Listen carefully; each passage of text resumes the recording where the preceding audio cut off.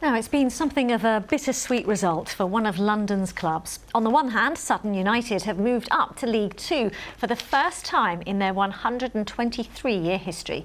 But on the other, it also means removing their current football pitch, which cost them £500,000. Our reporter Chris Legg explains. 10 days on from Sutton United's promotion to the Football League for the very first time, it's still sinking in for everyone connected with the club. They've been history makers because 123 proud years as a non-league football club, and they're the guys who've brought us into the Football League for the very first time. Just amazing. Now, though, they're having to rip up the pitch on which that recent history was made. It was only put down 6 years ago at a cost of around £500,000. But the Football League, to which Sutton United have been promoted, do not allow 3G surfaces like this one. Sutton's pitch was used by their men's, women's and junior teams for matches and training, as well as for community events.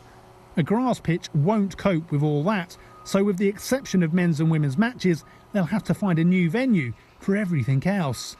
That will impact all our teams going down to under-8s, so we are on the hunt for other avenues at the moment. We're looking at a couple of possibilities, but it's incredibly difficult to find anywhere. There's a real shortage of training facilities throughout the whole country, really.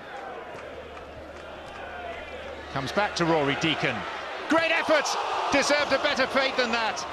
FIFA, UEFA and the FA permit the type of pitches on which Sutton played Arsenal in the FA Cup 4 years ago. But the clubs in the Football League have consistently voted against allowing them. Some studies have pointed to a greater amount of injuries, and the vast majority of players in a survey 3 years ago said they didn't want to play on them. So there are benefits, perhaps, aren't there, to taking this pitch up? An awful lot of clubs now are training on a day-to-day basis on similar 3G surfaces to the one that we've just ripped up here in front of us today. So I'm not sure I would necessarily ascribe to that theory. The club has held on to the penalty spot from which Jamie Collins helped knock Leeds out of the FA Cup 4 years ago and will display it in the bar.